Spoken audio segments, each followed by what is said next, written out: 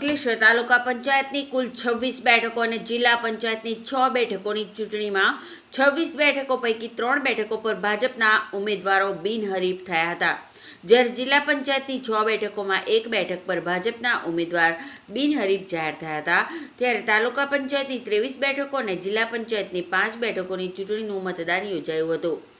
આજરોજ જીનવાલા હાઈસ્કૂલ ખાતે મતગણતરી યોજાઈ હતી, જેમાં 21 બેઠકો પર ભાજપનો ભગવો લહેરાયો હતો, જ્યારે જિલ્લા પંચાયતની 5 બેઠકો પણ ભાજપના ફાળે ગઈ હતી। આમ તાલુકા પંચાયતની 26 બેઠકોમાં 24 બેઠકો પર ભાજપ અને કોંગ્રેસને માત્ર પિરામણ અને ખરોડ બેઠક પર જીત થઈ હતી। જોકે આમ આદમી પાર્ટી ખાતું ખોલાવી શકી ન હતી। ભાજપના કાર્યકરોએ વિજેતા ઉમેદવારોનું વિજય સરઘસ કાઢી વિજયોત્સવ મનાવ્યો હતો।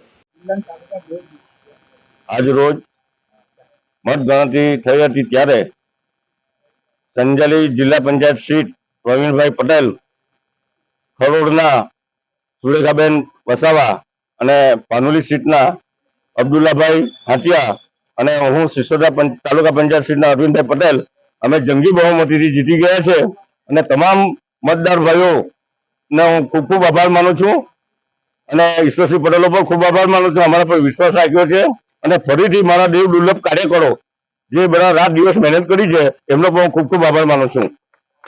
પંચાયતનું રિઝલ્ટ આવી ગયું છે અને અમને તમામ જનતાઓ ખૂબ બહુ જંગી બહુમતીથી જીતાડ્યા છે, એ બદલ અમે અમારા અંડાણા 2 ના જિલ્લા પંચાયતના તમામ ઉમેદવારોનો ખૂબ ખૂબ આભારી છે।